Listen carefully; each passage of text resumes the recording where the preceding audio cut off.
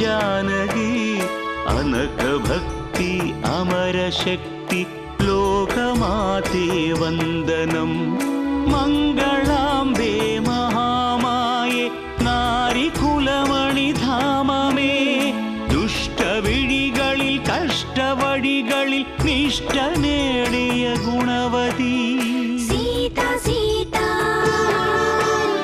सामरूपे सीता सीता लोकमाते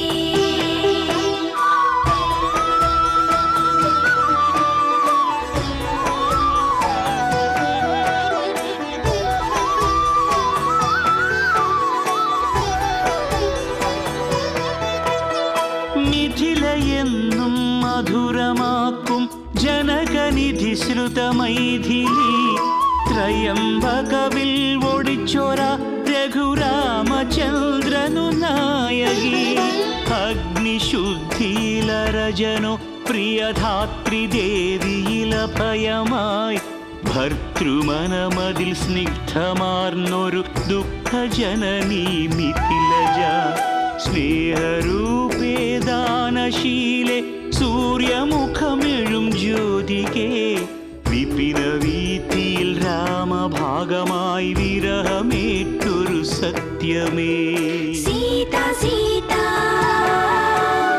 सामरूपे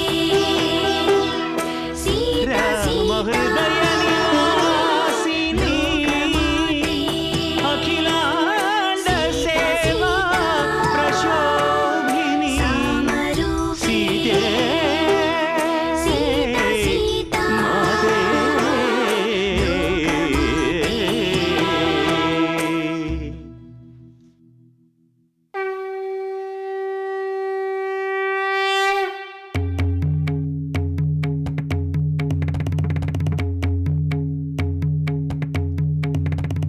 മിഥുലാപുരി മഹാരാജൻ മഹാപ്രതാപൻ ജനകവംശകുല മഹാരാജൻ മഹാദേവ പ്രസാദിതൻ ശിവധനു രക്ഷിതൻ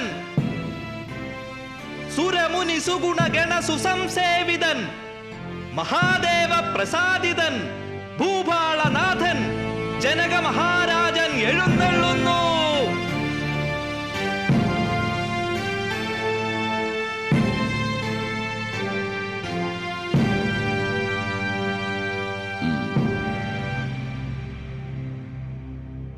മഹാപ്രഭു, വിന്ധ്യദാസി, കിഷ്കിന്ദ, ദക്ഷിണദേശത്തു നിന്നും വന്ന സുന്ദരി, നൃത്തകലയിൽ വാനോളം പേരുകേട്ടവൾ. അതുമാത്രമല്ല മഹാരാജൻ, നമുക്ക് പറയുവാനുള്ളത്, ദക്ഷിണദേശത്തു നിന്നും നൃത്തത്തിൽ ധാരാളം സമ്മാനങ്ങൾ നേടിയവൾ ഇപ്പോൾ ഉത്തരദേശത്തിൽ കലയെ ആരാധിക്കുന്ന അങ്ങയുടെ മുൻപിൽ തന്റെ നൃത്തമൊന്ന് കാഴ്ചവെക്കുന്നതിനായി അവൾ അവിടുത്തെ ഉത്തരവിനായി കാത്തിരിക്കുന്നു മഹാരാജൻ. ഭലേ, ദക്ഷിണദേശത്ത് നൃത്തകലയ്ക്ക് വളരെയധികം പേരും പ്രശസ്തിയുമുണ്ടെന്ന് നാം ഇതിനു മുമ്പും കേട്ടിട്ടുണ്ട്. ആരംഭിക്കട്ടെ, നൃത്തം ആരംഭിക്കട്ടെ.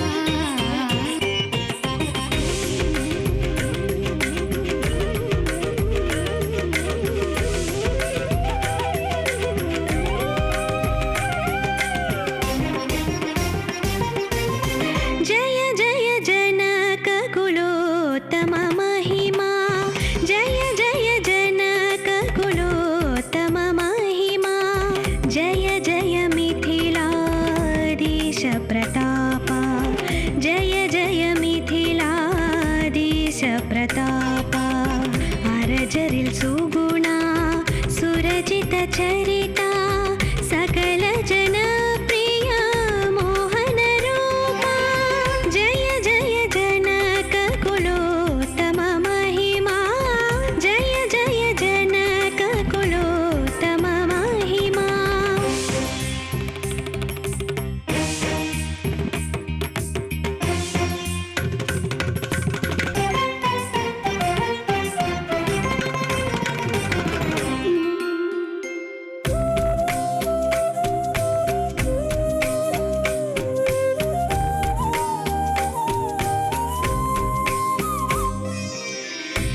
श्रुतजनभाग्यमे नृपपुङ्गवनो सुरभिलकीर्ति मलरायொഴുകും श्रुतजनभाग्यमे नृपपुङ्गवनो सुरभिलकीर्ति मलरायொഴുകും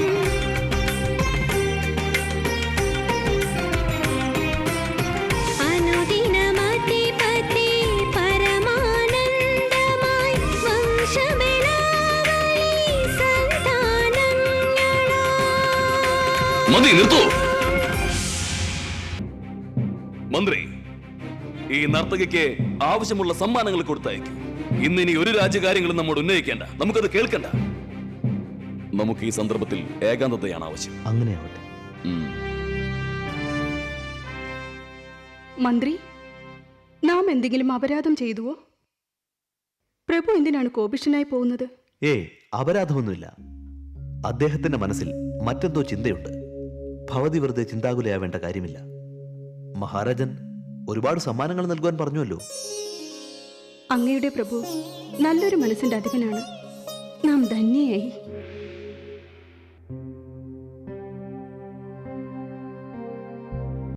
श्रुतजनभाग्यमे नृपपुङ्गवनो सुरभिलकीर्ति मलरायொഴുകും श्रुतजनभाग्यमे नृपपुङ्गवनो सुरभिलकीर्ति मलरायொഴുകും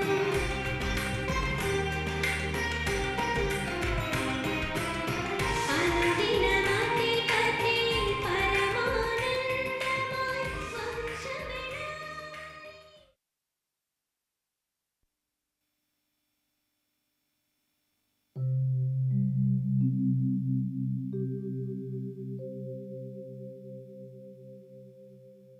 പ്രഭു, രാജ്യകാര്യങ്ങളെല്ലാം മറന്ന് പാട്ടും നൃത്തവും സന്തോഷവും എല്ലാം ഉപേക്ഷിച്ച് ഇങ്ങനെ ഏകനായി ആലോചനയിൽ മുഴുകിയിരിക്കാതെ അങ്ങനെയൊരു വിവാഹം കഴിച്ച് അങ്ങനെ ഉണ്ടാവുന്ന ഒരു ബന്ധത്തിലൂടെ അങ്ങേക്ക് സന്താന സൗഭാഗ്യം നേടിയെടുക്കാൻ കഴിഞ്ഞാൽ അതല്ലേ നല്ലത്? ഈ ലോകത്തുള്ള സുഖസന്തോഷങ്ങളൊക്കെ അങ്ങനെ ഒരു ബന്ധത്തിലൂടെ അങ്ങേക്ക് നേടിയെടുക്കാൻ കഴിഞ്ഞാൽ അതിനേക്കാൾ ഉപരി വേറെന്തു ഭാഗ്യമാണ് കിട്ടാനുള്ളത്? അതിൽ നമുക്കൊരു വേദനയുമില്ല, മറിച്ച് സന്തോഷം മാത്രമേ ഉള്ളൂ നമുക്ക്. ഇല്ല സുമിത്ര, ഇല്ല, നമുക്കാവില്ല.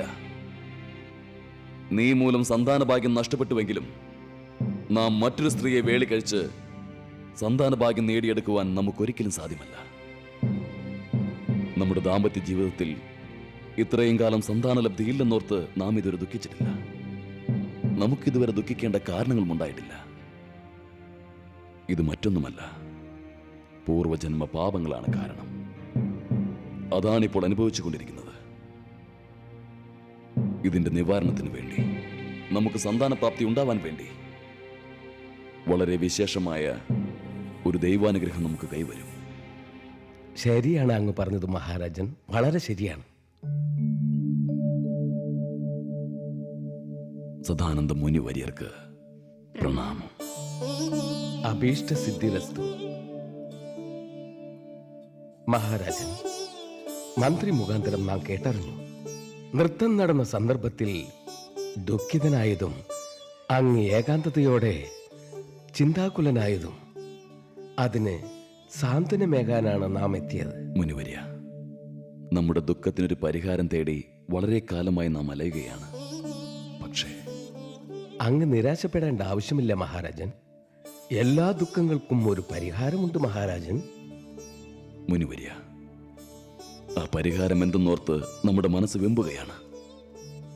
ഫലങ്ങളില്ലാത്ത വൃക്ഷം പോലെ, താമരയില്ലാത്ത കുളം പോലെ, ചന്ദ്രനുദിക്കാത്ത രാത്രി പോലെ, പക്ഷികളില്ലാത്ത വനം പോലെ, നമുക്ക് സകല സമ്പദ് സൗഭാഗ്യങ്ങളുണ്ടായിട്ടും അതെല്ലാം നിലനിർത്തുവാൻ വേണ്ടി സന്താനമില്ലെന്നുള്ളൊരു ചിന്ത നമ്മുടെ മനസ്സിനെ വേദനിപ്പിക്കുന്നു. നമുക്ക് സഹിക്കാനാവുന്നില്ല മഹർഷി. മഹാരാജൻ, സമസ്ത ദുഃഖത്തിനും ഒരു പരിഹാരമുണ്ട്. എന്നാൽ അതിന് ശരിയായ സന്ദർഭം ലഭിക്കുക എന്നുള്ളതാണ് മുഖ്യം. ഇപ്പോഴാണ് അതിന് സമയമായത്. അങ്ങയെപ്പോലെ രഘുവംശ രാജൻ, അയോധ്യ ദശരഥ മഹാരാജൻ 3 പത്നിമാരുണ്ടായിട്ടും സന്താനമില്ലാതെ ദുഃഖിതനായിരുന്നു. എന്നാൽ ഇപ്പോ രാമൻ, ലക്ഷ്മണൻ, ഭരതൻ, ശത്രുഘ്നൻ എന്നീ 4 പുത്രന്മാരോടൊപ്പം അദ്ദേഹം ആനന്ദത്തിൽ ആറാടി കഴിയുകയാണ്. ഗുരുദേവ, ദശരഥ മഹാരാജാവിന്റെ ഭാഗ്യം. ആ മഹാഭാഗ്യം ലഭിച്ചത് എങ്ങനെയാണെന്ന് നമ്മോട് തുറന്നു പറഞ്ഞ് കൃപയരുളിയാലും മുനിവരിയ. നാം ഇവിടെ എത്തിയപ്പോ അങ്ങ് പറഞ്ഞുവല്ലോ, ദൈവാനുഗ്രഹം എന്നൊരു വാക്ക്. എന്താന്ന് വെച്ചാൽ പുത്രകാമേഷ്ടി എന്ന യാഗം കൊണ്ട് ദശരഥ മഹാരാജാവിന് സന്താനലബ്ധിയുണ്ടായി. യജ്ഞയാഗാദി മൂലം അങ്ങേക്കും ദൈവാനുഗ്രഹം കൈവന്നാൽ തീർച്ചയായും സന്താനഭാഗ്യം ലഭിക്കുമെന്നുള്ളതിന് സംശയമില്ല മഹാരാജൻ. മുനിവരിയ, ഇപ്പോൾ നമ്മുടെ എല്ലാ പാപങ്ങളും മാറി അങ്ങയുടെ നല്ല വാക്കുകൾ കേൾക്കുവാൻ നമുക്ക് ഭാഗ്യം ലഭിച്ചു. അങ്ങ് ചൊല്ലിയതുപോലെ സന്താനങ്ങളില്ലാത്ത നമുക്ക് സന്താനലബ്ധിക്ക് വേണ്ടി യാഗയജ്ഞങ്ങൾ തുടങ്ങുന്നതിനായി ആശീർവദിച്ചാലും മഹർഷി. ശുഭസ്യ ശീഘ്രം സന്താന ഭാഗ്യരസ്തു.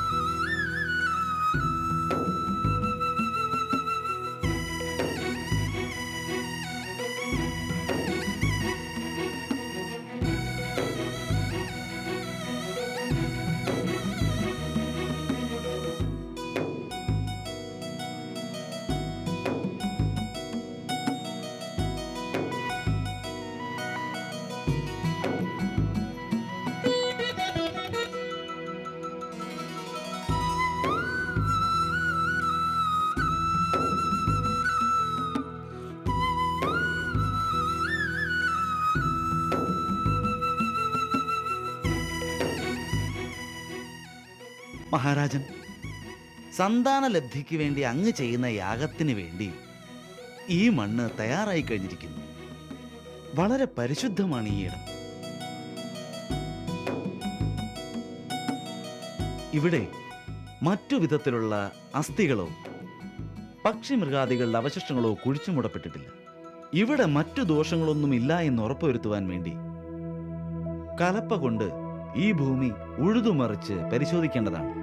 ശാസ്ത്രവിധി പ്രകാരം മഹാരാജാവ് തന്നെ ഈ സ്ഥലം ഉഴുതുമറിക്കുവാൻ ആരംഭം കുറിക്കണമെന്ന് ഞങ്ങൾ താഴ്മയെ അപേക്ഷിക്കുകയാണ്. വന്നാലും അങ്ങ് പറഞ്ഞതുപോലെ ആവട്ടെ.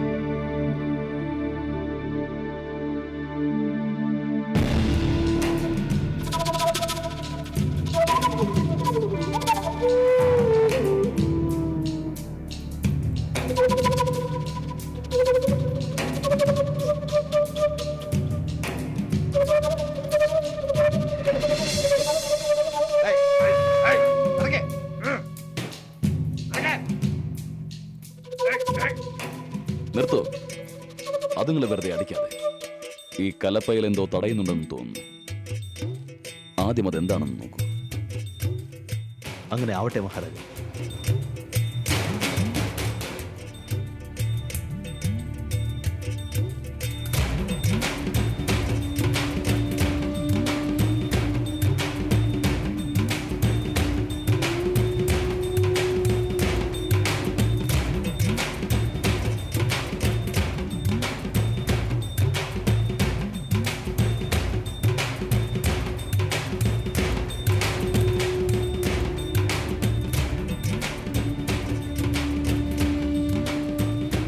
പ്രഭു, ഒരു സ്വർണ്ണപ്പെട്ടിയുടെ മേൽ കലപ്പ തടഞ്ഞു നിൽക്കുന്നതായി ഞാൻ കാണുന്നു.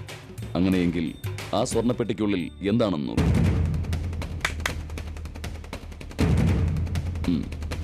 വരൂ.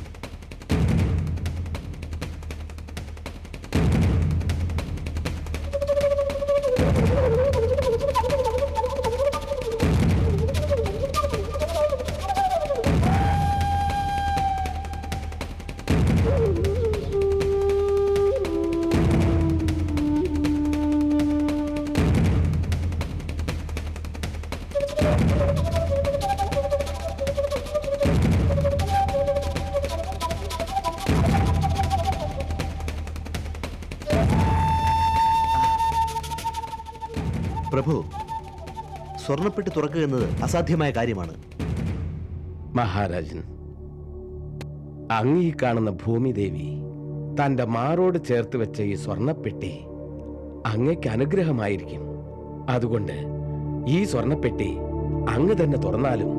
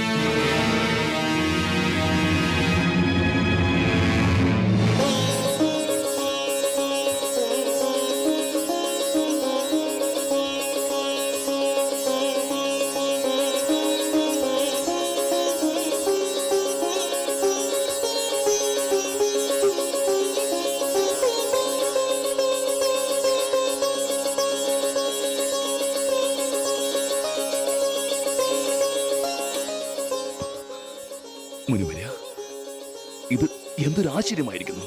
നമുക്ക് അതിശയമായിരിക്കുന്നു. ഇതുപോലൊരു സ്ഥലത്ത് ഈ സ്വർണ്ണ പെട്ടിക്കുള്ളിൽ തുള്ളിക്കളിക്കുന്ന അപൂർവമായ ഒരു ശിശു.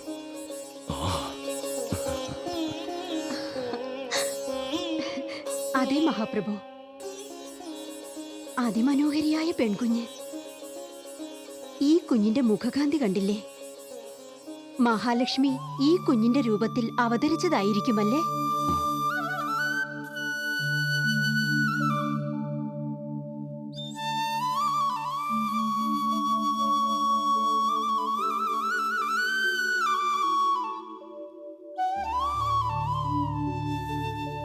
അതെ ദേവി, എന്തൊരു സൗന്ദര്യം, എന്തൊരു തേജസ്.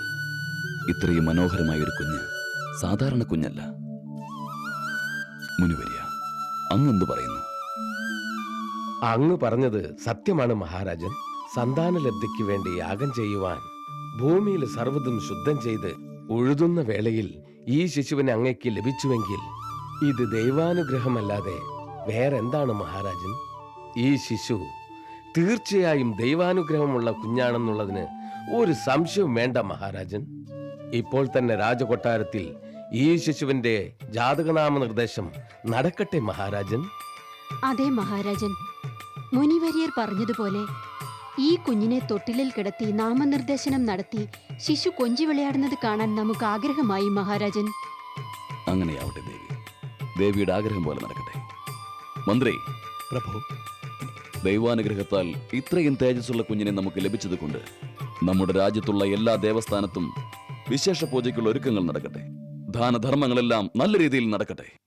നമ്മുടെ കൊട്ടാരത്തിൽ കൊടികളും തോരണങ്ങളും പാറിപ്പറക്കട്ടെ. ഈ ശിശുവിന് നാമം നിർദ്ദേശിക്കുന്ന ദിനത്തിൽ നമ്മുടെ കൊട്ടാരത്തിൽ പാട്ടും നൃത്തവും ഹോമങ്ങളും ഗംഭീരമായി നടക്കട്ടെ.